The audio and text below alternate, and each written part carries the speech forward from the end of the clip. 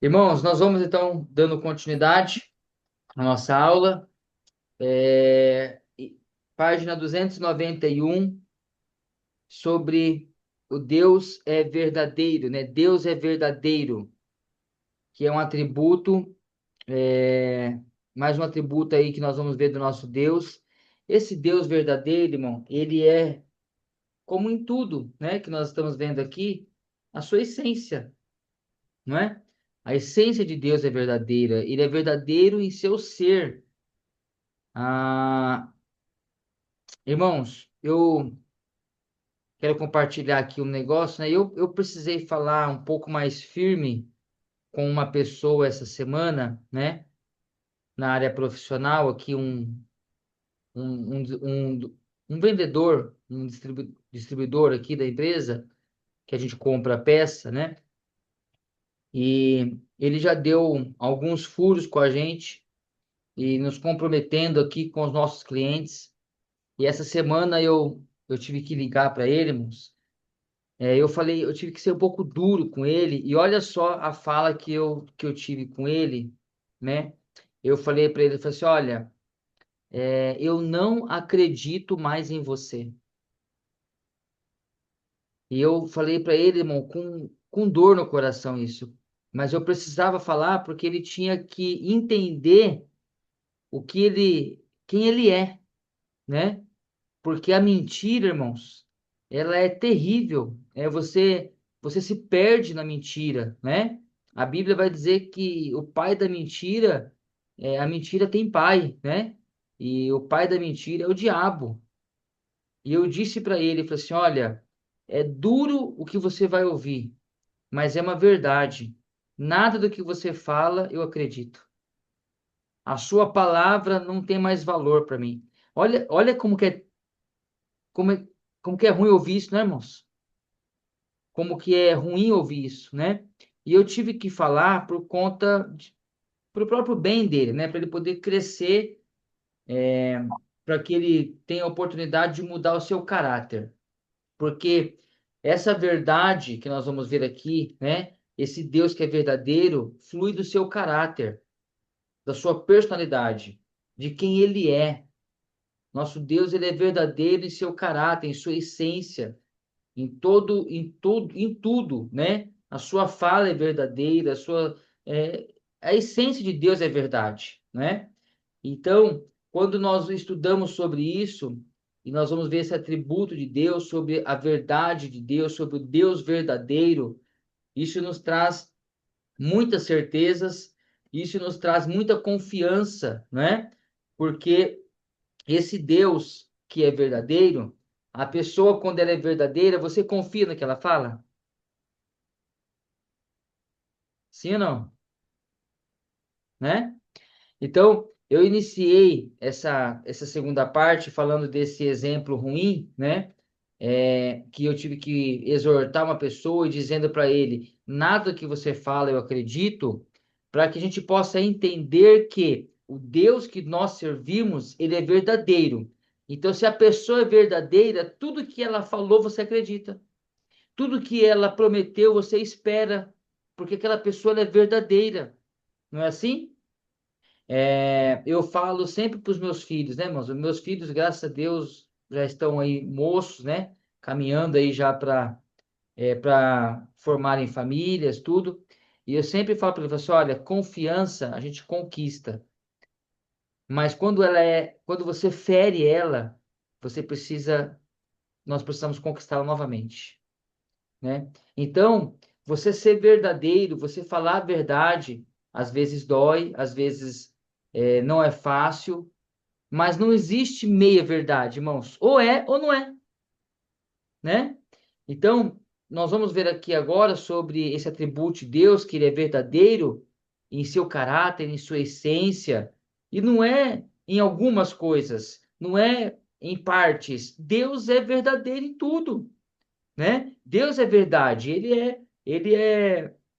esse atributo compete a ele e quando nós sabemos dessa verdade, nós temos essa confiança, porque um Deus verdadeiro, ele cumpre com as suas promessas, ele ele atende para os teus filhos, aquilo que está na palavra, ele não nega, ele não vai negar, né? Ele não é filho do homem para que minta, né? Ele não é homem para que minta, nem filho do homem para que se arrependa.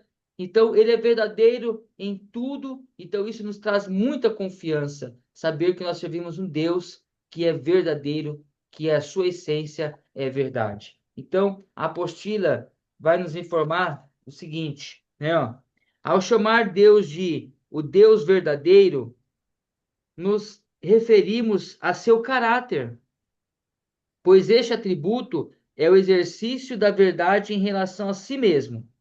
A verdade de Deus refere-se a todos os seus conhecimentos, declarações, representações que são eternas e conforme a sua realidade. Deus não pode mentir, porque ele é a verdade. Portanto, a revelação que ele nos deu é digna de fé, não aprova engano ou que é falso, muito menos abençoando e operando em favor de atividades fraudulentas, pois ele é o Deus da verdade. O Deus verdadeiro, né? Um Deus verdadeiro, como nós estamos estudando. Você acha que ele aprova alguma atividade fraudulenta? Tem como Deus aprovar uma mentira? Tem como Deus operar em meio à mentira? Tem como Deus operar no meio de engano? Não tem, né? Não tem, porque ele é verdadeiro. Então, se ele aprova, coloca em risco, né, ou em xeque a sua verdadeira, o seu atributo, esse atributo de um Deus verdadeiro. Então, quando nós falamos de um Deus verdadeiro, nós não estamos só falando da sua essência, do seu atributo, mas aqueles que servem a Ele também devem andar em verdade. Também deve esperar que Ele aprove, né, coisas debaixo da verdade, debaixo dessa característica a qual Ele também requer de cada um de nós. Aí nós temos alguns versos da palavra de Deus. Tu me remiste, Senhor, Deus da verdade, né? O verdadeiro Deus, aonde nós vemos lá em João 17:3. A tua palavra é a verdade, né? O próprio Senhor Jesus falando, para servirdes ao Deus vivo e verdadeiro. Então nós vamos ver que os apóstolos também reconheciam esse atributo de Deus, que ele é verdadeiro. Deus é verdadeiro em seu ser, né, em tudo, conforme-se com as mais altas ideias de personalidade perfeita. Ele é verdadeiro em seu ser, em sua natureza, aos quais evidenciam o atributo da verdade ou retidão.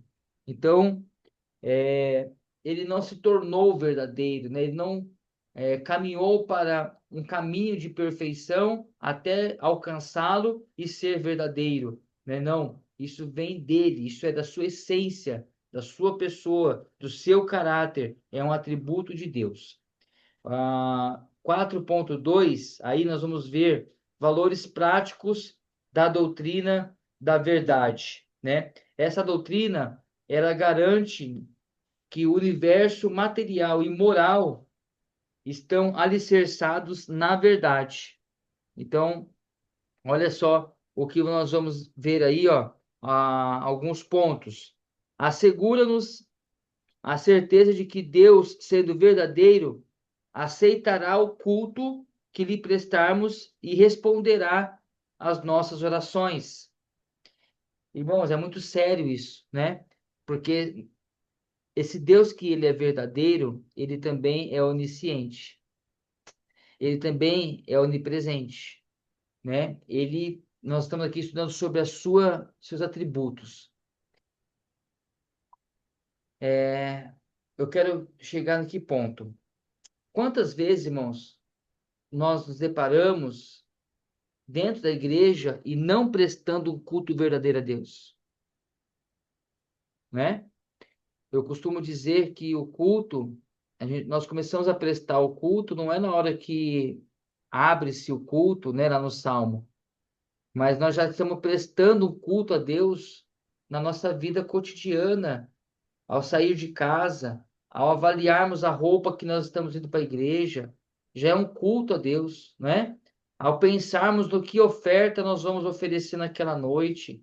Então, o nosso culto, ele não começa só às 19, não começa só às 18, ele começa em casa, ele percorre, né, por nosso dia e ele é finalizado, né, vamos dizer assim, na parte que nós estamos em comunhão com os irmãos, ouvindo a palavra de Deus. Então, esses valores práticos dessa doutrina da verdade de Deus, ela tem que constranger as nossas vidas, porque nós estamos ali, né, no meio de um culto e a gente pode enganar o irmão que está do nosso lado, nós podemos enganar o pastor que está pregando, mas o Deus verdadeiro, ele está nos assistindo. Então, quando nós temos essa consciência, nós prestamos um culto inteligente, um culto racional, um culto que realmente possa agradar a Deus. Amém? Então, esse valor prático, né, dessa doutrina é algo que nós precisamos aí estar bem assegurados dessa informação. Garante-nos que Deus cumprirá todas as promessas feitas em sua palavra e que ele cumprirá toda a justiça e juízo para com os pecadores, né? Então, são uma outra questão dessa doutrina da verdade de Deus nos garante que as promessas que ele fez, ele há de cumprir, porque ele não falha, ele não mente, ele não se arrepende, ele não erra na sua fala.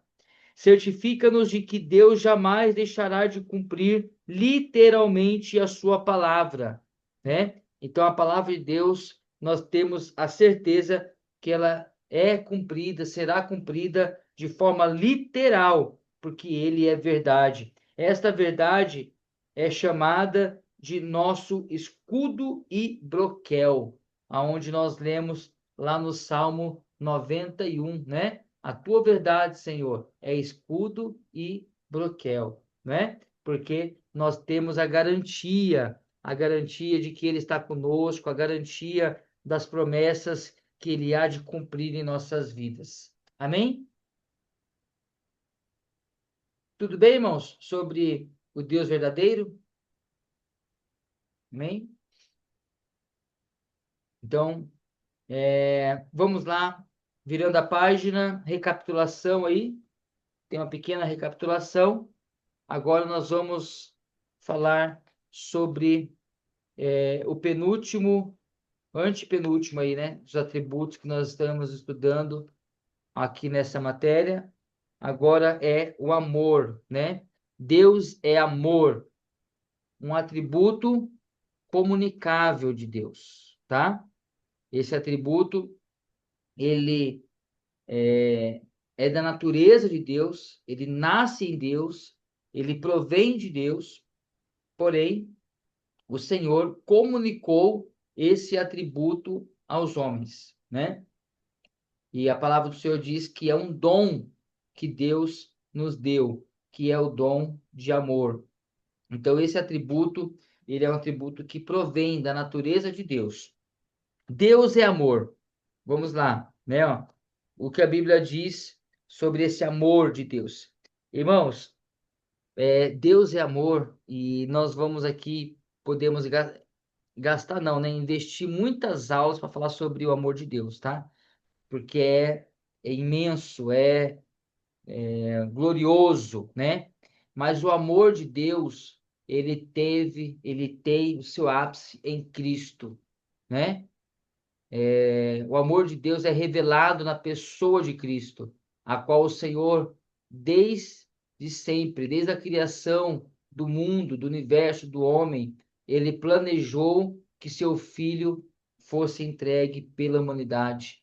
Ele planejou entregar-se o seu filho por amor, né, dos pecadores, por amor a mim, por amor a você. Então, a maior manifestação do amor de Deus, da graça do Senhor em amor é Cristo, ok? Então vamos lá, né, para a apostila. pelo seu amor e pela sua compaixão. Aí tem vários textos, né? Ó. Nós temos o texto aí de Isaías, alguns deles, de João, de Romanos, de 1 de João. O amor procede de Deus, porque Deus é amor, mas Deus prova o seu amor para conosco, Romanos, né? A doutrina do amor de Deus é uma só em ambos os testamentos. Há uma ideia que às vezes é interpretada erroneamente no Velho Testamento. O amor de Deus era restrito a Israel.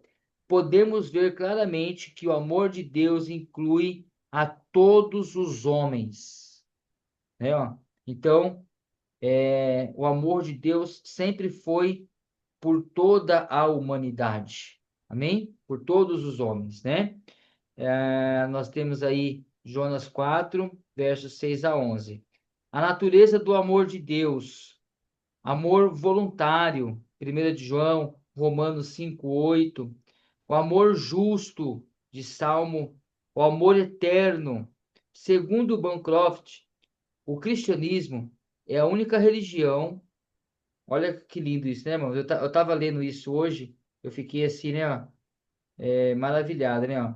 O cristianismo, ele é a única religião que apresenta o ser supremo como amor.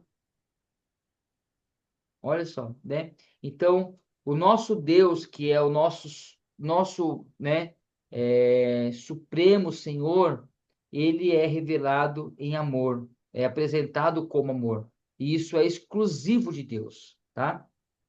As demais religiões, né, ou divindades pagãs são iracundas, odiosas e necessitam ser aplacadas constantemente.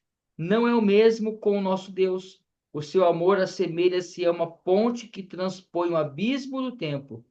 O amor de Deus tem suportado a espécie da ingratidão humana, mostrando-se longânimo até agora. Olha só, né? Ó. Então, é somente por esse amor que nós vemos aí o Senhor sendo longânimo para com a sua igreja, para com o seu povo. Nos dias de Noé, o amor sofreu por causa da iniquidade do mundo. O amor de Deus é mais abundante do que a atmosfera. O amor se eleva em camadas sobre a terra, até a altura aproximada de 50 quilômetros. O amor de Deus atinge o próprio céu e envolve todo o universo. Olha só, né? Ele tentando descrever a grandeza do amor de Deus. O amor de Deus, ele é abundante, né? Ele é superior, ele é algo que nós não conseguimos explicar em toda a sua plenitude, né? O significado do amor de Deus. O amor de Deus é manifestação do cuidado pelo bem-estar dos seres amados. É o amor em sua forma mais elevada em relação aos seres pessoais e inteligentes, criados à imagem conforme a semelhança de Deus.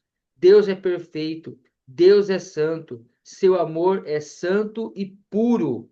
Então, Deus é perfeito, Deus é santo e o seu amor também é santo e puro.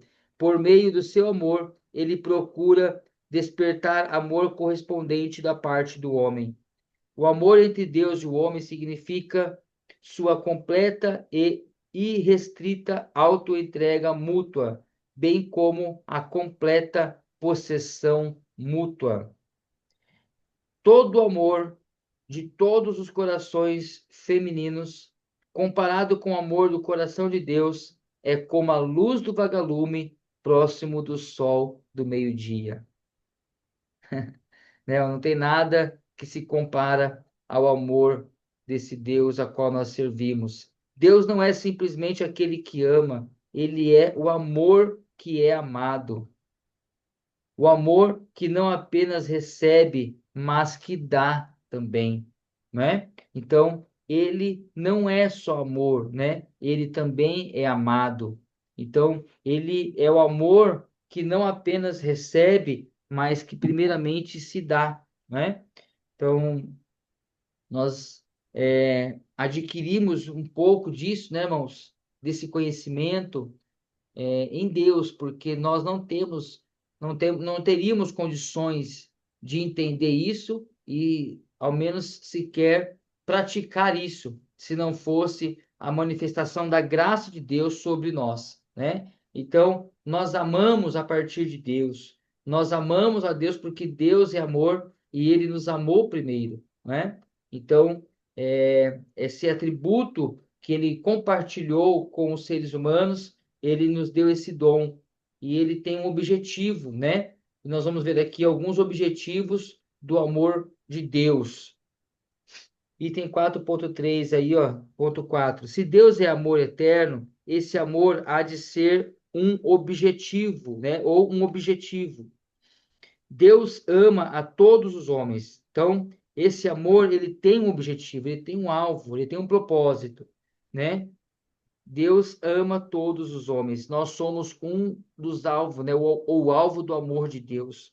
Mas ele tem um amor particular por aqueles que estão em Cristo Jesus. O amor dos crentes por Deus é o resultado do seu amor por eles antes, porque ele nos amou primeiro, né? Nós os amamos porque ele nos amou primeiro. As escrituras do Velho Testamento mostram que Deus ama ao mundo, ou seja, a toda a raça humana. Isso verificamos com abundância também no Novo Testamento. Então, Deus, né, que é amor, o resultado desse amor é o amor que nos alcançou, né? O amor que alcançou a humanidade. O amor que é resultado, o nosso amor, que é resultado do amor de Deus, né? Que é o dom que o Senhor entregou a cada um de nós. Sobre essa manifestação do amor de Deus, nós vamos ver, né, ó, em fazer o bem imparcialmente a todos os homens. Isso só é possível em amor, né? Em sofrer com os pelos objetos ou elementos do seu amor, sofrer com ele, sofrer por ele, sofrer, né? Por amor a ele, em dar-se a si mesmo pelo objeto do seu amor. Então, a manifestação do amor de Deus, irmãos, como eu já disse aqui, ela tem a sua maior revelação em Cristo, aonde ele se doa, né? Se doou por cada um de nós. O, um dos versos mais conhecidos mundialmente, que é João 3,16, né? Porque Deus amou o mundo, né? Deus amou o mundo. Então, nós temos aí a manifestação do amor de Deus. Então, Deus amou, o que aconteceu? Ele enviou o seu filho, né? Por que que ele enviou o seu filho? Não foi por dó, não foi só por necessidade, mas foi por amor, né? Por amor aos seres humanos, por amor à sua criação. A manifestação do amor de Deus, nós vamos ver também em morrer, né, pelo objeto do seu amor, que é a cada um de nós, né, que é a igreja, em disciplinar os seus próprios filhos. Então, isso só é possível em amor. O pai que não ama, ele não disciplina, né? Então, o Deus que é amor, esse nosso Deus que é amor, nós vamos ver também disciplinando os seus filhos. E isso faz parte da essência dele, porque ele é amor. Então, quem ama, cuida. Quem ama, disciplina. Quem ama, corrige. Quem ama, traz para perto, não é? Então, quantas vezes que nós vamos vendo Deus, às vezes, apertando, né, o cinto, nos chamando para perto, porque Ele nos ama, não é? Por que que Deus requer de nós oração, irmãos? Porque Ele nos ama. Quem ama quer estar perto. Quem ama precisa de relacionamento.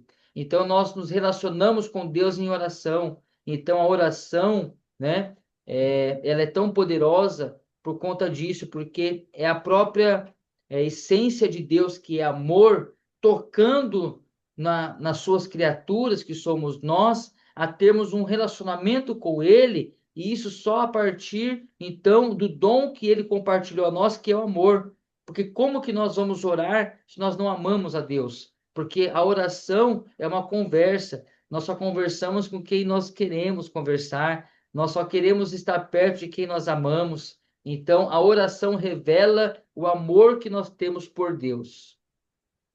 Amém? Né? E esse amor, ele não vem de nós, né? Ele é dom de Deus. Valores práticos da doutrina do amor. O amor de Deus deve ser correspondido. O amor de Deus deve ser correspondido, né? Então, todos nós aqui, né, irmãos, que somos alunos, né, dessa aula aqui, todos nós amamos, não é? Nós amamos nossos filhos, amamos as nossas esposas, amamos o trabalho a qual nós gastamos a nossa vida em troca de uma remuneração para cuidar da família. Nós amamos aquilo que Deus nos dá, não é? Amamos muitas coisas, né? Então, esse amor que nós temos, ele é correspondido pelo amor de Deus que nos alcançou. Então, quando nós amamos, nós correspondemos, não é? Se você ama o seu filho, você corresponde a esse amor, né? E vice-versa, o seu filho corresponde ao seu amor que você tem por ele, porque também ele te ama e você vê essa retribuição. Então, o que o autor está querendo dizer aqui, irmãos, que nós precisamos corresponder a esse amor de Deus. Ele nos amou de uma forma inexplicável, né? De tal maneira, não existiu palavra no vocabulário mundial para explicar o quanto Deus amou. Então, nós precisamos corresponder a esse amor. E o que nós estamos fazendo? Então, esse amor deve ser correspondido. O amor de Deus operando em nós torna-se uma evidência da nossa salvação. Então, quando nós operamos isso em amor, evidencia a nossa salvação. Irmãos, 1 de João fala muito sobre isso, né? A epístola de 1 de João está escrito, tem na apostila, depois os irmãos leem, né? Aí alguns versos, nós temos, por exemplo, Evangelho de João, no Evangelho de João 3,16 é o versículo mais conhecido do mundo inteiro, porque Deus amou o mundo de tal maneira que deu seu único filho, né, por toda a humanidade, ok? Quando nós vamos para a epístola de 1 de João, epístola, tá? 3,16, olha só, né? Anote aí, depois vocês conferem lá se eu estou certo. Na epístola de João, primeira epístola de João 3,16, ele vai falar sobre a correspondência desse amor. Então, primeiro Deus nos amou. Nos amou de que forma? Entregou seu Filho unigênito para que nós pudéssemos não morrer, mas ter vida eterna. Agora, ele exige uma correspondência desse amor. E lá em Epístola de João, na primeira Epístola de João, no capítulo 3, o verso 16, ele vai dizer que nós devemos amar os nossos irmãos a ponto de nos entregarmos a ele. Olha só a correspondência desse amor. Primeiro Deus nos amou, primeiro Deus se entregou por nós. Agora ele também espera que esse amor seja correspondido. Ok? Tudo bem? Até aqui? Amém? Então, vamos lá. Na página 294, o amor de Deus é real e prático. Sua atividade constante pode ser vista por aquele que é ungido pelo Espírito Santo. Então, outra coisa que nós vemos aqui, né, irmãos, sobre os valores práticos dessa doutrina do amor de Deus, né, que o amor de Deus ele é real e ele é prático. Não é não é algo impalpável, não é algo que nós não vamos viver, nós só ouvimos, nós só estudamos, nós só vivemos de testemunhos de antigamente. Não, esse amor de Deus, ele é palpável, ele é real, ele é prático. A sua atividade é constante e pode ser vista por cada um de nós, né? Ela é é vivido isso. Nós vivemos o amor de Deus. Nós podemos viver constantemente o amor de Deus, porque ele é manifesto a cada um de nós. Nós temos essas experiências no nosso cotidiano, na nossa vida com Deus, no nosso trabalho, na nossa família, no meio da igreja. Esse amor de Deus que é real, que é prático, nós vamos e precisamos, irmãos, voltar a esse amor. Nós precisamos viver como igreja do Senhor, porque a igreja ela precisa voltar às práticas desse atributo comunicável de Deus a todos nós, que é o amor.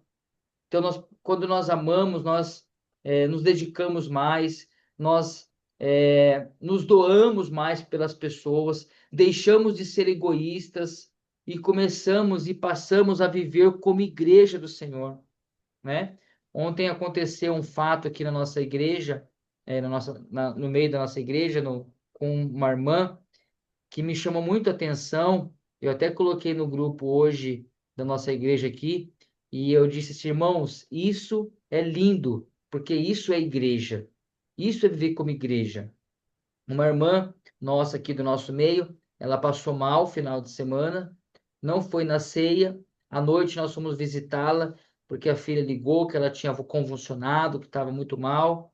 E fomos lá, oramos por ela. E essa semana, então, ela correu para o médico para ver o motivo do que ela tinha, daquela ocorrência. Aí, quando foi ontem, ela ligou para minha esposa apavorada, porque ela estava na UPA, né? Estava no hospital, no pronto atendimento, e os médicos pediram um exame, encaminhou ela para a Santa Casa, e por ela ser idosa, ter 77 anos, só poderia se tivesse acompanhante. E ela ficou ali muito assustada, porque ela não tinha ninguém para acompanhar naquele momento. Então ela ligou para minha esposa, nós estávamos em Piracicaba, e ela já estava no hospital, tinha que ser naquele momento, né? Aí nós ligamos para alguns irmãos e uma irmã foi para lá. Isso era cerca de, acho que 2 e 3 horas da tarde, foi logo depois do almoço, né? Então essa irmã se dirigiu até o hospital, chegando lá para poder fazer companhia para outra irmã que ia fazer os exames, que só podia fazer com acompanhante. Irmãos, nós chegamos do trabalho, né, de Piracicaba. Eu cheguei até um pouco mais tarde, que eu fiquei terminando o serviço. Eu cheguei aqui, era 8 horas da noite, 8h30. A minha esposa, a Patrícia, falou assim: eu estou indo no hospital. Eu falei, mas por quê?